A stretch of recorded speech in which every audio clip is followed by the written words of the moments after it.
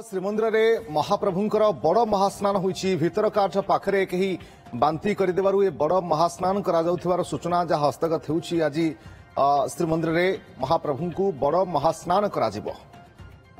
रक्तर छिटा किंबा कौनसी प्रकार घटना घटिले बड़ महास्नान करा जाय थाय तो भितरकाठ पाखरे कहीं बांती करदेबारु एभली बड़ महास्नान करा जाउथिबा सूचना हस्तगत होउछि। मधुसूदन मिश्र चीफ रिपोर्टर आम सहित जोड़ुछन। मधुसूदन जानिबा चाहिए जे महाप्रभु को आज बड़ महास्नान करा जिवो केउ केउ परिप्रेक्षी बा केउ केउ परिस्थिति आसिले बड़ महास्नान करा जाय थाय।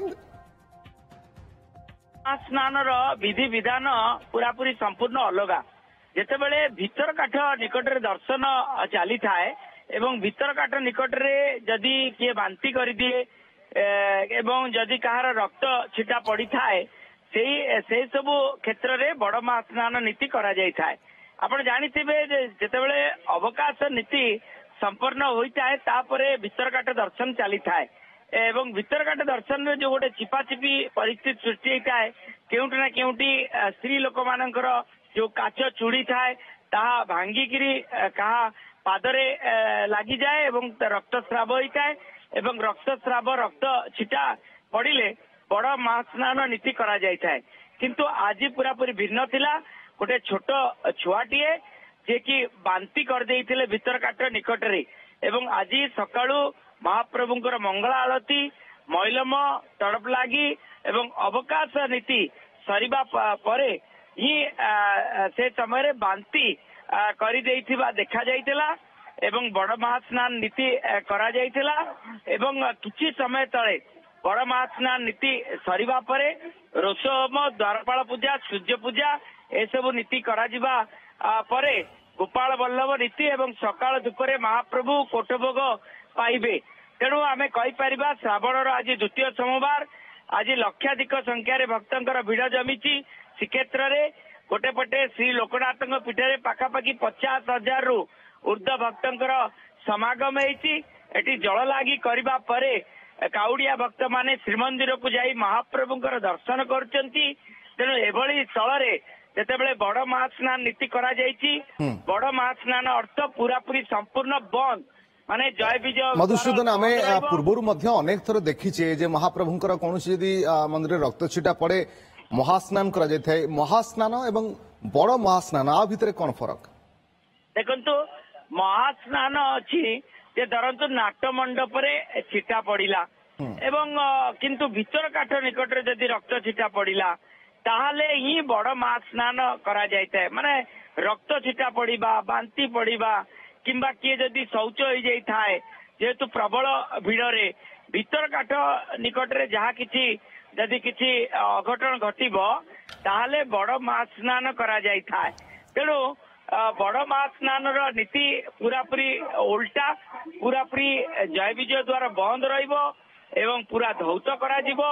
धौत करा जायकिरी पूजाठा आदि करा जिवो नीतिकांति करा जिवो एवं तापरे ही बड़ महास्नान पूर्णांग हबो।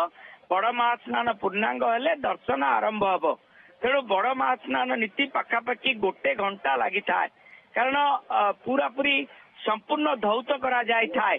जगमोहन ठारू आरंभ करी आपणकर भीतर काठ एवं कलाहाट द्वार ए संपूर्ण अंचल को पूरापूरी शुद्ध करा जाय थाए एवं शुद्ध करा जिबा परे चून पानी पड़ी थाए एवं चून पानी पड़िबा परे पूजा ठा आदि नीतिकांति करा जाय थाए।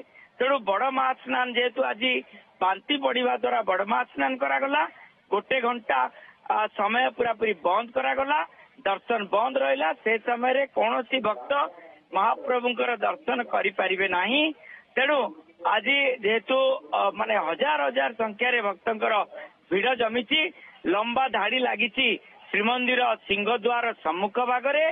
तेणु एबे दर्शन आरंभ होइजिबो आउ किछि क्षणर अपेक्षा एवं तापरे सेपटे रोषहोम द्वारपाल पूजा सूर्य पूजा आदि नीति करा जिबा परवर्ती समय रे गोपाल वल्लभ नीति करा जिवो एवं गोपाल वल्लभ समय रे मध्य आज 1 घंटा समय बंद रहिबो। अर्थ माने आज माने जेहेतु हजार हजार संख्यार भक्तंकर भिड़ जमिछि गोटे घंटा बड़ महास्नान जो बंद रहिला आउ गोटे घंटा आउ किछि समय पर गोपाल वल्लभ जो बंद रहिबो।